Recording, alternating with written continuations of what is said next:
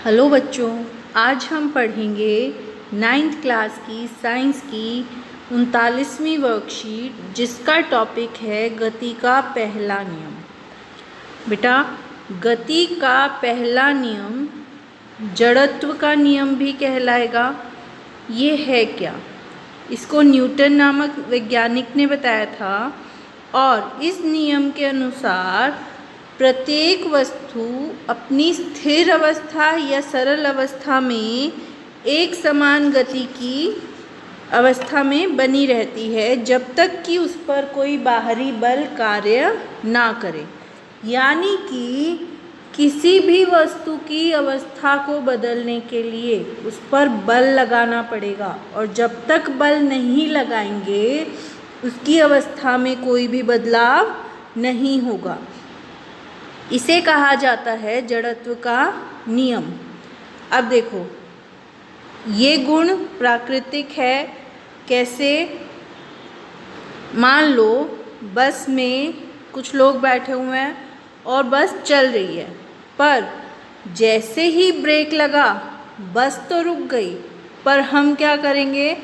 हमारे शरीर का ऊपरी भाग जो बस के साथ गतिशील अवस्था में था वो ब्रेक लगने की वजह से आगे की तरफ एकदम से झुक जाएगा, है ना। और इसी तरह से जब रुकी हुई बस एकदम चलना शुरू करती है तो क्या होगा? तो सवारियां पीछे की तरफ झटका महसूस करती हैं। क्यों? क्योंकि बैठी हुई सवारियां बस के साथ रुकी हुई अवस्था में थी और जैसे ही बस ने चलना शुरू किया वो एक क्षण के लिए उसी अवस्था में रहना चाहती हैं, इसलिए वो पीछे की तरफ झटका महसूस करती हैं।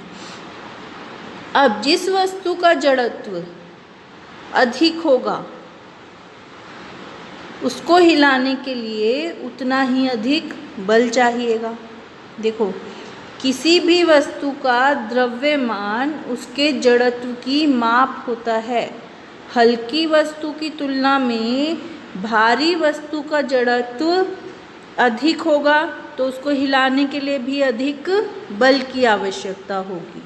उदाहरण देखते हैं, जैसे पेड़ की शाखा को हिला दिया तो क्या होगा? पत्तियां झड़ जाती हैं। क्यों झड़ी पत्तियां? क्योंकि पत्तियां अपनी अवस्था नहीं बदलना चाहती थी, जबकि पेड़ की शाखा की अवस्था बदल गई थी। इसी तरह से गाड़ी की अवस्था में परिवर्तन, गाड़ी का शुरू होना या फिर रुक जाना एकदम से, वो भी गति के पहले नियम का उदाहरण है। इसी तरह से कालीन को या चादर को जब डंडे से पीटा जाता है तो धूल अलग होकर नीचे गिर जाती है। इसी और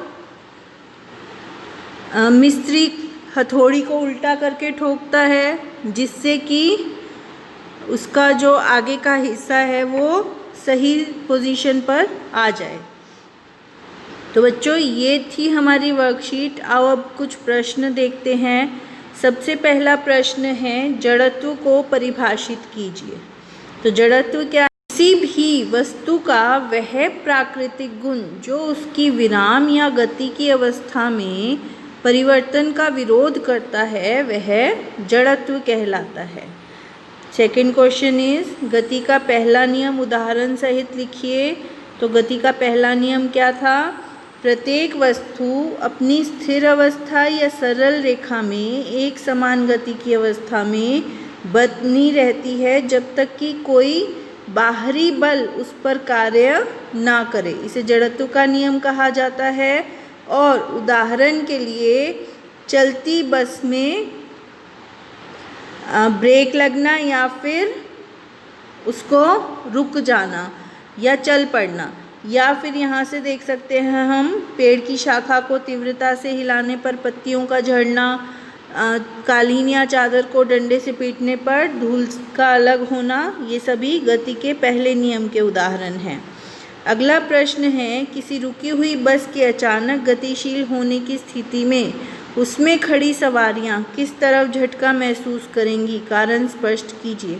देखो, बस रुकी हुई थी तो हमारे शरीर का ऊपरी हिस्सा भी उसके साथ रुका हुआ था।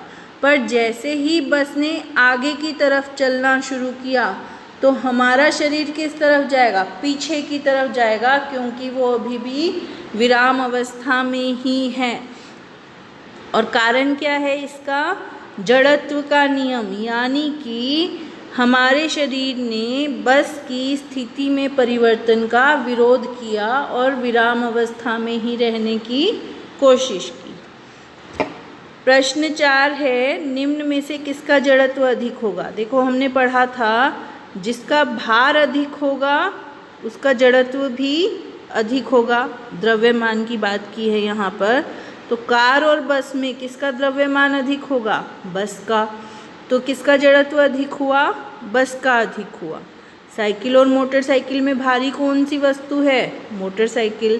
तो मोटरसाइकिल का जड़त्व अधिक होगा। इसी तरह से ठेला गाड़ी और रेलगाड़ी में किसका भार अधिक है? रेलगाड़ी का भार अधिक है, तो रेलगाड़ी का जड़त्व अधिक होगा।